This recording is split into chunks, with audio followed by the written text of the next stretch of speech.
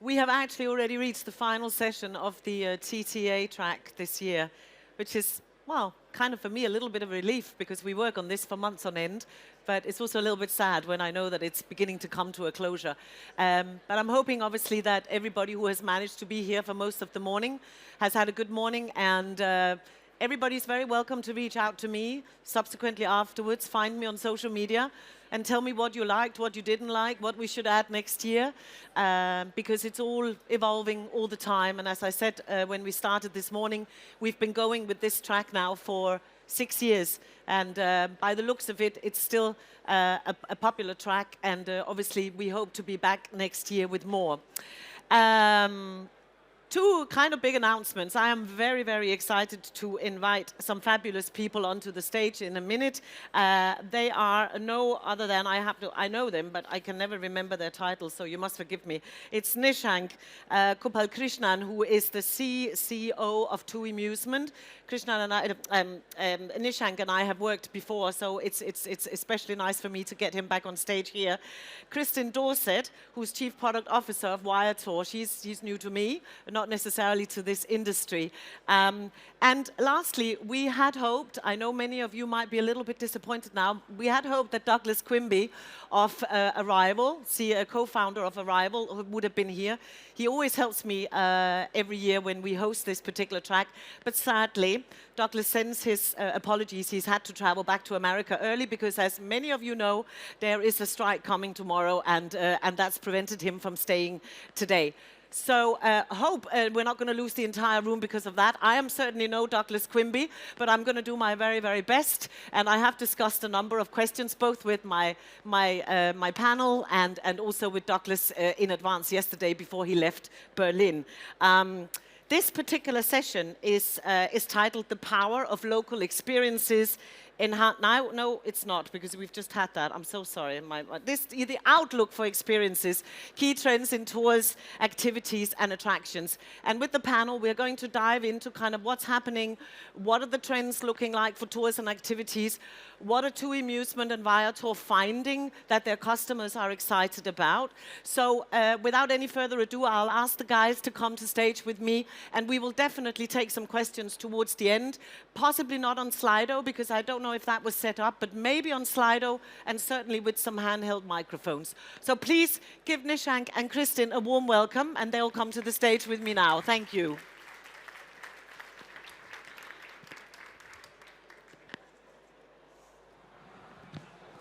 Welcome. Thank you. Again. We should tell the audience that because of the last-minute changes, we managed to get together at 6 o'clock last night to prepare for today. So we have prepped, which is a nice thing that you don't have to come into this entirely cold. Nice to see you again. Likewise. Nishank and Kristin, this is a second time now for us, but lovely to have you again. here today. Can I sort of, in your own words, let's run through the bio a little bit quickly, but maybe, Kristin, why don't you start? Tell us how you landed where you are today and your interest in tours and activities, I guess. Sure. So I've been in the travel industry for, gosh, almost 20 years. I was at HomeAway for about 7 years, which is now Vrbo, one of the leading vacation rental marketplaces. And I've been at Viator about 7 years in a number of different roles. I started leading one of the support teams, really focused around how we improve our product quality of the experiences we sell in our marketplace. Then I started leading the supply team, thinking about what acquisition we need to do, and what are those experiences that our travelers want that we don't have. And then more recently, I took over the product team, which in Viator language means that I look after the R&D teams of what products we build for our consumers, our partners, and our operators. So the websites and the apps. Fantastic. Nishank, a reminder of how you landed where you landed? Yeah, thanks so much for having me, Charlotte. And good afternoon, everyone. So I'm Nishank Gopalkrishnan, and I've been with TUI Musement now for 7 years, I think. And prior to that, I used to run my own travel startup. And before that, I used to be at Make My Trip, so it's OTA in India. TUI Musement, for those of you who don't know us, we're the tours and activities business of the TUI Group, which is Europe's largest leisure travel business. We essentially offer activities, transfers, and multi-day tours to two segments. One is the TUI customer, So every time a TUI customer travels, we offer them all these wonderful experiences while they travel. And the second one is to our B2B and B2B2C partners. So my role is, as Chief Commercial Officer, is essentially managing supply, as Kirsten explained, which is essentially contracting and building all of these experiences, but also managing our B2B and B2B2C distribution partnerships with airlines, OTAs, tour operators. So yeah, all the fun parts. Good. Well, by those introductions, you can see we've got the right two people on stage for this one now. I want us to talk initially about trends. Should we go back to you, Kristen? Just to tell us what are the expectations here and where are we going during at least 2024 from your perspective? Sure. So Viator had a great year in 2023. And we grew revenue by 49%, and that was after a previous year where we grew by 168%. So we're coming off of a really high ride. And so far, so good for 2024 as well. I mean, we're seeing a lot of bookings in a lot more destinations. I mean, obviously with Asia opening up a little bit late, we're seeing our bookings in Asia grow 200% year on year. So we're just seeing a lot more diversity of where people are booking and also categories they're booking. So yes, they're still booking the day trips, the day cruises, and going to the most popular attractions. But our fastest growing categories are things like food tours and photography tours and cooking classes. Okay. So while people want to do the big tentpole activities, they also want to do the more local experiences as well and really get immersed in a destination. Fantastic. I'm a bit desperate to ask this question because we had Alex Bainbridge earlier on AI. So is anybody booking these autonomous tours with you guys? I actually don't know. So we sell over 300,000 experiences. Yeah. And I can see the stuff that's popping. And I haven't seen autonomous tours popping. Okay. But I can say, during COVID, we saw a lot of private and small group tours really grow. And those have really sustained. And we have seen self-guided tours grow. Okay. And so I think self-guided tours is one of those areas where AI will probably start to play a bigger and bigger role. Maybe by 2025, according to Alex, we'll see this one popping, as you call it. Nishan, trends from what are you picking up? Same things here? Probably. Yeah, I think if you were to break our destinations into what we would call cities versus beach, I think in cities, very, very similar trends to what Kristen mentioned. Culture and historic attractions, tours. You would think that a lot of it has been there, done that, but it's been incredibly popular. Even through the pandemic recovery, it's growing like 15% over our baseline of growth for the last 2 years. So that's been really nice. On beach, it's also really good to see that the great outdoors. If you look at, during COVID, the great outdoors were like super popular, right? Away from crowds and everything. We've seen that category go 11% even last year, and it could be like mountain tour of Crete and look at the caves over there, or it could be like a buggy tour or in Domrep. But people still want to go out and explore as they are in non-city destinations, if that were it. And I think the one category that for us does really well is boats, people just absolutely love getting on a boat, having a nice barbecue, island hopping, and that's the category that we also invested a bit in terms of having our own assets, but also something that customers are looking more and more for, and we just don't seem to have enough availability. So that's something that we're going to fix. Initially after COVID, and there's a reason why people started to explore more locally rather than internationally. We know that COVID forced people to some extent. There was a great love of it all of a sudden. Everybody loved what was just on their doorstep, having never discovered it before or gone that route. Where are we with that? Because there was lots of talk about the fact that we're all going to want to carry on doing that. What are people doing? What does the trends tell us now? So we definitely, during COVID, saw, our customers mainly American, and we saw Americans traveling within America. That was definitely what we were seeing a lot of, and that really has sustained over time. Okay. And what we find when we survey our customers is that they are taking more long-haul trips now, for sure, but they're also still doing 2 or 3 domestic trips every year as well. Okay. So we're actually seeing a mix of both. Okay, I don't know why I didn't think that would be the case. Any numbers from you or trends or stats in this regard? I think it's lovely that people mix the two. Yeah, as in when we had COVID, we had a lot of like weekend city breaks that didn't happen as much before. So there's definitely been a transition to a more traditional experience, either a city break or a more like a beach holiday. But I think the areas that still have remained are sort of like the great outdoors, like I spoke about, right? I think that that's an area that people still want to go and keep doing.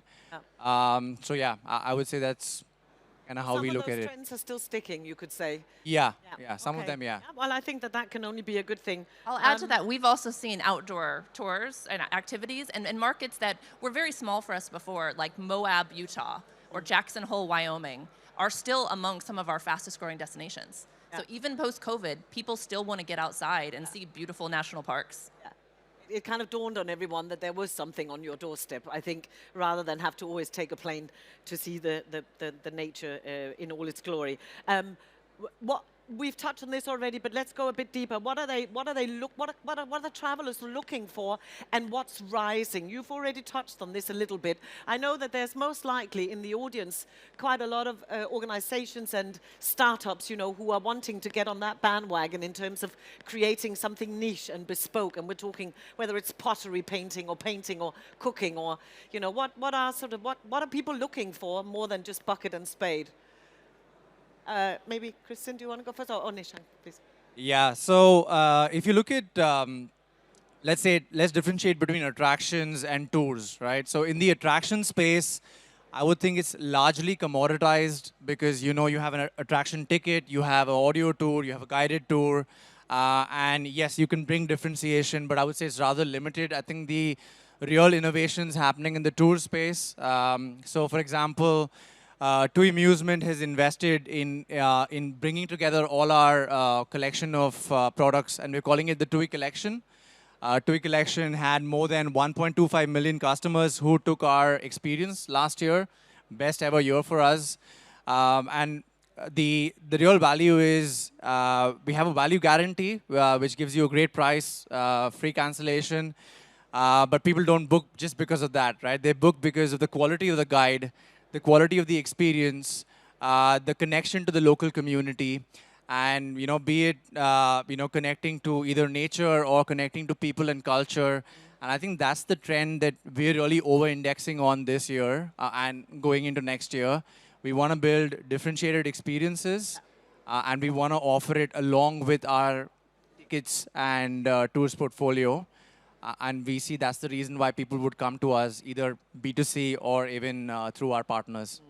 I mean, it's not long ago that we didn't really talk about food tours, is it? It's not, you know, it's a relatively new phenomena, and it's really something that has stuck, and lots of organizations are getting into sort of specializing themselves just right there. So I think we can probably agree that there's a lot of opportunity to look at what's still missing.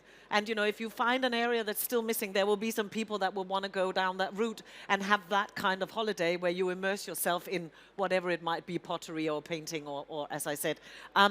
Discovery. Let's maybe talk a little bit about discovery. Here comes a question from Douglas, right? You know this is from Douglas now because he said, what did he say? Viator has 800 options, you know, for when you search the Eiffel Tower, and I think TUI Amusement, okay, you have 200, you're way behind. But, I mean, why? Why? Let's hear that. Sure. So how I think about it is the offline experience. There are thousands of options in many destinations, but there's no way of comparing them. And so what OTAs have done is bring all of those options online, or a good number of them, and have reviews. So you can actually compare these products against each other. What we haven't cracked yet, and I think is the big problem for our industry to solve, is how to match the right product with the right customer. And that's something that we're actively investing in every single day. And using AI and other tools available to us, we're testing how we personalize the experience. I mean, not the, hi, I'm Kristen, or welcome Kristen type personalization, but truly understanding who you are as a customer and helping find, of the 600 products that we have, what are the 10 that you might be interested in? Okay. Nishank, you want to come in here? Yeah, I think if you look at TUI Amusement, Our DNA has always been about curation, right? We've never focused on having thousands of experiences per destination or for a particular attraction. Because we felt that at the end of the day, if you compare tours and activities versus a hotel, in most cases, tours and activities don't have a constraint on the amount of availability, especially for tours.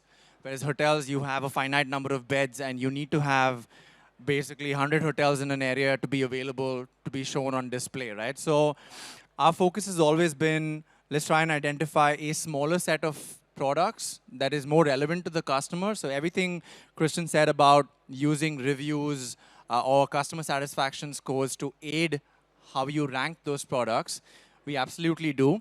But the other layer that we do at TUI Amusement is that we also sort of filter out the kind of suppliers who get onto our platform.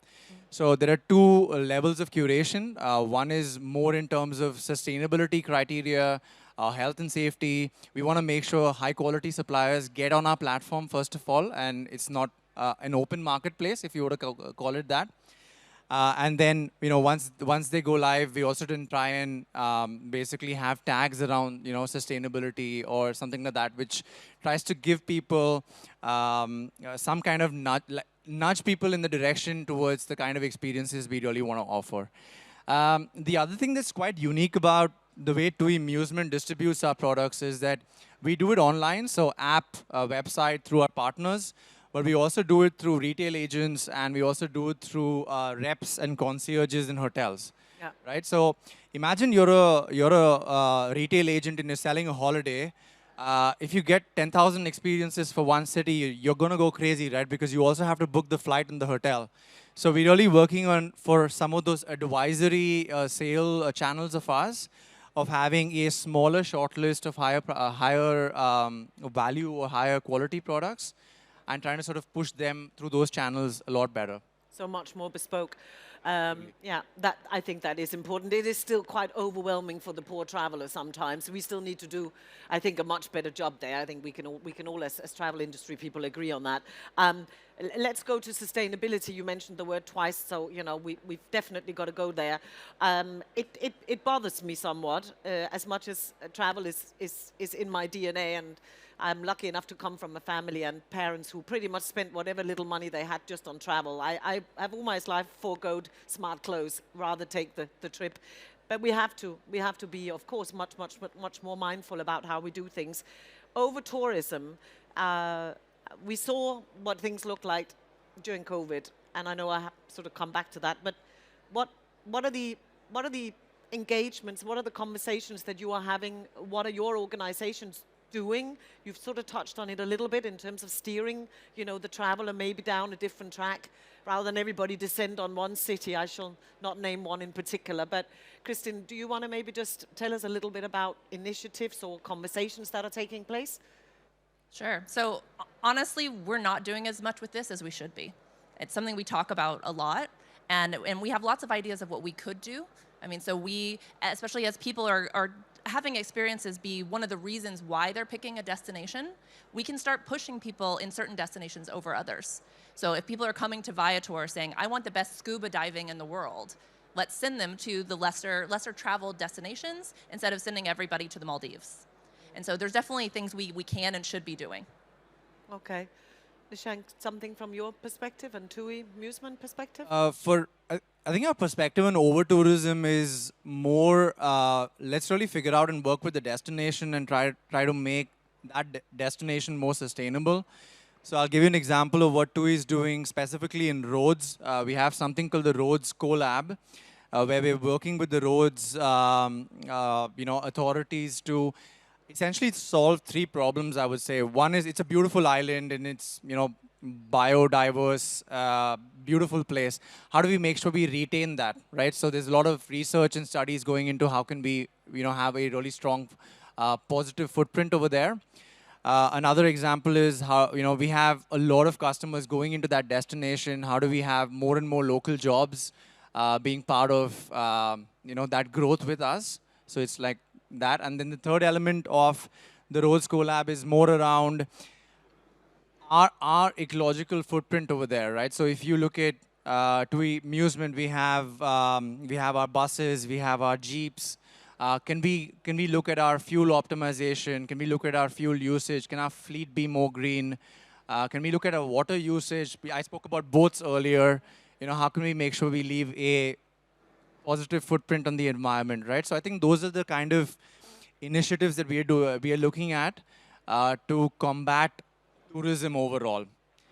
Yeah. Now, if I give you another example, I live in Amsterdam, and beautiful city. In summer, you probably have, I think, 10 million visitors visit Amsterdam. We're a city of 1 million. So that's, 10 is to 1, crazy. What we're trying to do, to Kristen's point, is that if we can divert a little bit of the traffic to experiences that are a little more unique. Like, for example, we have something called the plastic fishing experience in the Amsterdam canals. So you're taking tourists along the beautiful canals. They can obviously enjoy the view, but the canals are really dirty, like there are rusted cycles and God knows what down there. But they can actually participate in, going and doing a plastic fishing experience, and you contribute positively to the city, and you go away slightly more educated than you were before, right? So I think that's kind of how we're looking at it. I think this is I don't know what the audience thinks about this, but there's nothing goody two-shoe about this. But I have been on a trip and on a holiday a couple of times. I love the beach. I grew up in Denmark by the beach. I'm horrified about what's going on in our oceans. But I'm also very aware that I'm also part of the problem because of the way that we all live. So I really, really would love to just see this sort of thing being pushed a little bit, that everybody takes their fair share of responsibility. So I like that you are bringing this into the conversation. Thank you very much. And I'm no better than the next person, believe me. But if everybody just did a little bit, then maybe things would look very different. Should we go back and talk a little bit about AI? We cannot get away from it. It's everywhere. But also, applications sort of within our sector. I mean, we were talking a little bit about it yesterday. What are your organizations specifically doing? How are you engaging with AI? And should we go back to you, Kristen, again, and start there? Sure. So as a technology company, and we think of ourselves as a technology company, we use software for anything that we can instead of having humans do it. That's just our natural bias. So I would say that we've been using AI of a broader type for years. What we are, obviously, like everybody, much more interested in now is generative AI and what we can do with it. And the technology has come a really long way. So I think back to 2018, we built our first chatbot for our website, and it was laughably bad, really, really bad. I think we had it on for about 2 days before we turned it off. And we're currently piloting a new one using different technology, and it's really, really good. And so the technology in 5 years is night and day. And we're seeing that across a number of different dimensions. So we're looking, every day at new use cases that we can use AI for. Can I just do a quick poll? Just raise your hands. If you can think 5 years back and when we first sort of got introduced to the bots, just raise your hands if you had exceptionally bad experiences with bots around 5 years ago. I just would like to see if this sort of like unanimous. Yeah, that's pretty unanimous. Hands down, and put your hands up if you think that it has significantly improved. I'm not saying they're all great.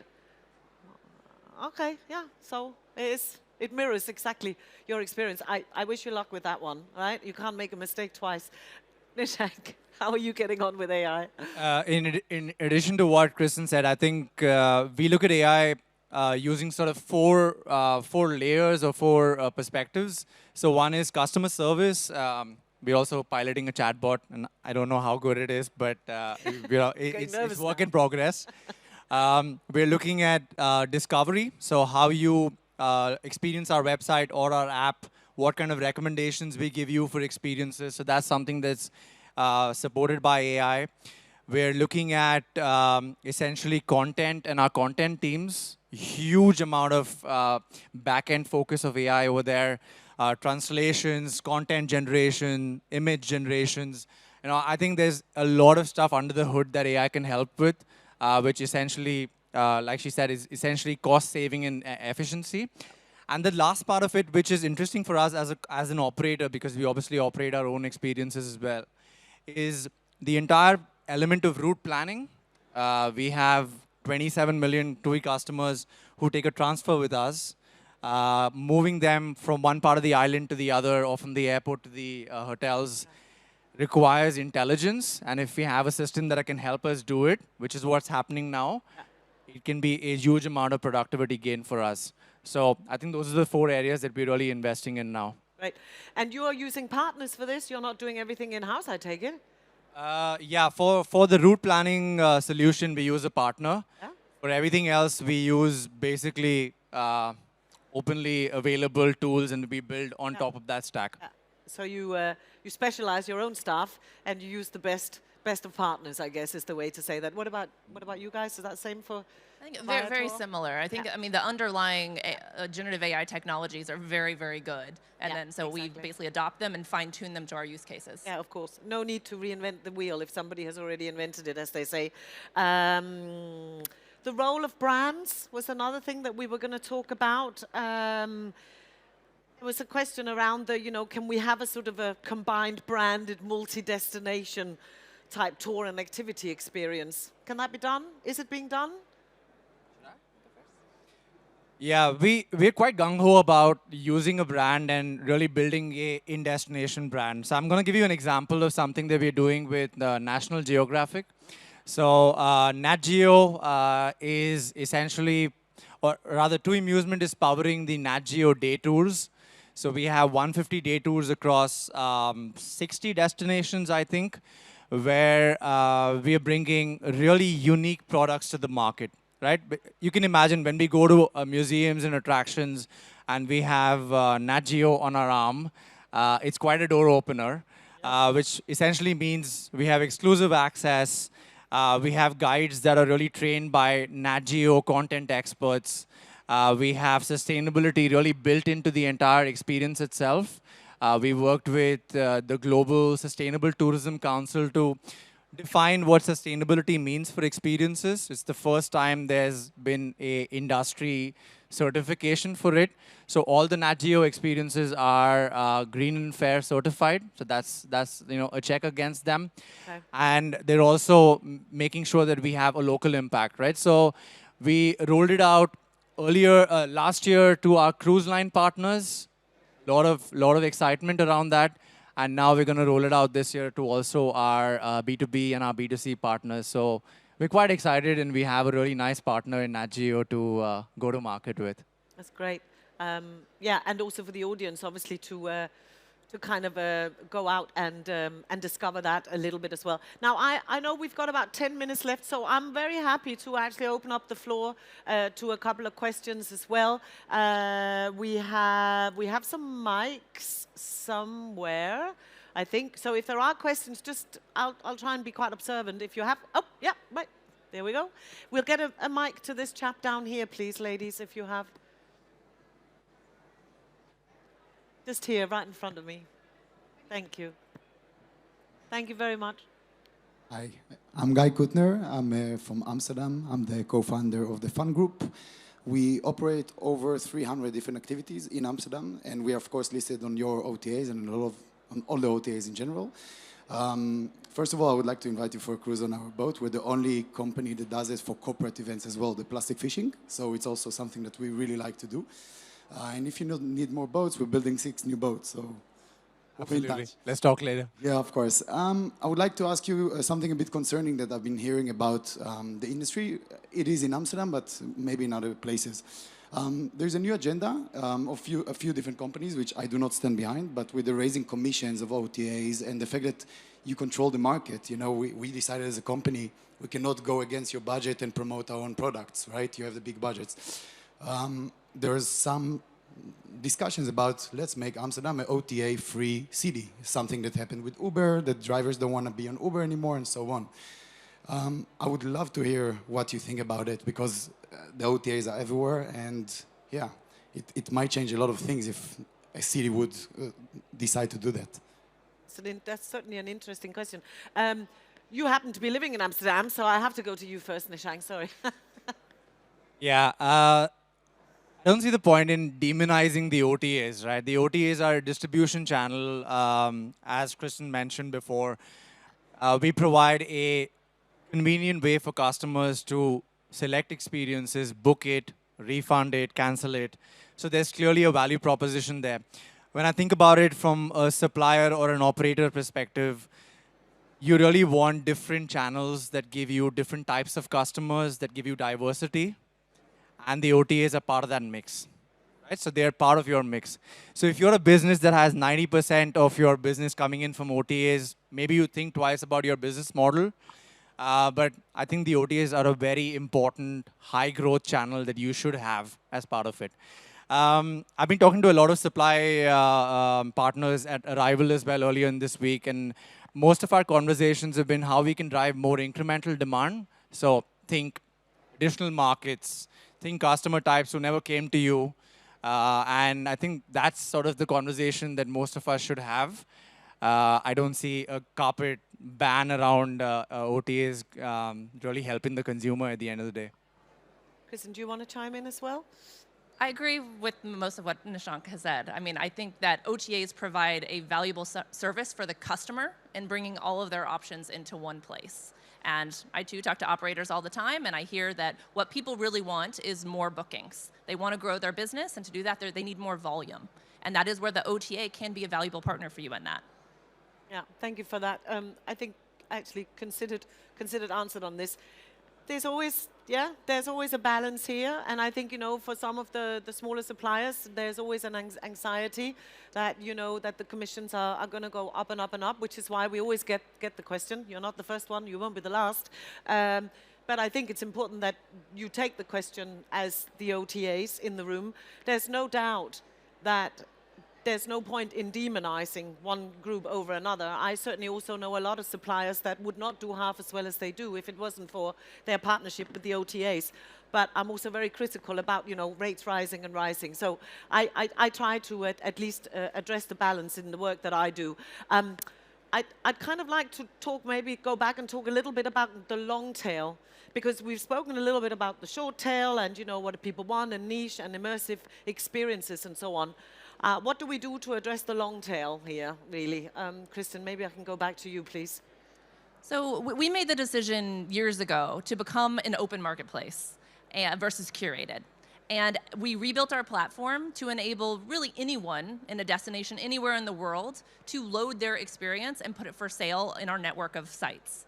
And what we found is we have 55,000 operators overall, but thousands of those are actually individuals who have started a tour in their backyard and who are the extreme long tail. And some of them are building very strong businesses on Viator. And so it is true that we have in some destinations thousands of products, but we also have customers with very specific needs, and we're giving them more and more tools to narrow down to find those products that are right for them. And so our take is we want to have everything in our marketplace, and we want to be really, really good at matching the right product for the right customer. Yeah, I like that. Nishank? It's a really interesting problem, and I think personally, not necessarily we do all of it right at To Amusement. It's more about discovery and how we were able to really reach the customer at the right time. If you look at page 1 of Google or Viator, Amusement, Get Your Guide, any of these OTAs, you have the top 10 most booked experiences, and for 60 to 70% of the customers, that works. There's a reason why it's in the top 10. And there's a reason why the algorithm keeps ranking it up. I think the part that we don't do well enough today is really understanding what is the group composition. How can we have different types of products for different groups? Are you a first-time traveler or are you a repeat traveler? What's your budget affinity? Are you a budget traveler versus a luxury traveler? And if you look at it, how do you get those proxies of information to be able to make those choices?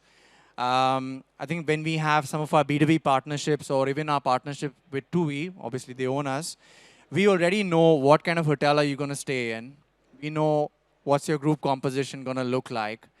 And I think if we can customize and personalize those segments better, we will be able to drive demand to experiences that are not necessarily the short tail. Right? And we are seeing this happen across the board. Whenever we have customers, I keep thinking about if you are a rep in destination or a hotel concierge and someone comes to you and says, I've been here before, give me something that's cool, give me something that's unique. That is what you want to try and emulate online. Yeah. Because that is the recommendation that you want to try and get right. Yeah. So I think just layering more information about what kind of customer we have and having a slightly different discovery process for them, I think it's going to be the key for us to get it. And for partners like Wyatt, it's more difficult if you have just pure B2C. But for partners like us who also support TUI, on that side, I think we have slightly more information about it. Okay. Any more questions from the floor? I'll take one more. There's a lady. Yes, thank you. My name is Elena. I'm a tourism student in Vienna. And I would like to ask regarding AI. Like me personally, I'm a bit critical about this because I prefer to talk to person, like about more emotionally. Like it doesn't have this understanding of human being. And I would like to ask, what are your perspective to this sphere? Like, will like AI increase, or like will, I don't know, customer support decline? Like, what is your perspective to this? Like, will it just progress? Kristen, please. Thank you. Good question. Thank you. Yes, thanks for your question. So how we think about it is we want to give our customers what they want. And because that's how we will succeed as a business. So some of our customers never want to pick up the phone and call anyone. I'm one of these people. I will do anything, unnatural things, not to ever have to pick up the phone and call. But there are plenty of people who do. So we actually have a phone number on our website, on the homepage, that you can call and talk to a real live human. So we will continue to offer the channels that our customers want. Yeah, please go. Really good question. If you think about the experience, and I'm talking about like tours right now, there are probably based on our research, there are three things that really matter in an experience. One is the value that you have, the value for money. Two is some kind of unique exclusivity and access. And the third is the quality of the guide. There's one thing that really differentiates is the quality of the guide. Now, that guide is human right now. For most part, at least we foresee, it's always going to remain a human. There's always going to be a segment of customers, Kristen spoke about self-guided customers, who would use an AI tool, right? But at the end of the day, the differentiation is going to be driven by humans. And you should think about AI as enabling those human guides to do a better job. So that's kind of how we look at it from the experience standpoint. But from a customer service, I think it's slightly different. If you need to really, really talk to us, we'll definitely be available for you.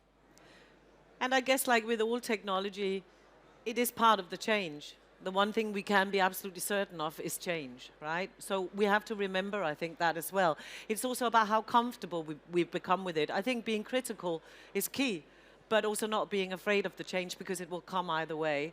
Maybe that's I don't know if that's a good place to stop. And I'm sorry I wasn't Douglas. I hope that you guys have enjoyed this anyway, these two fabulous people. Certainly I've enjoyed chatting with you. Thank you very, very much. It's time to wrap up. It's sadly all we have time for.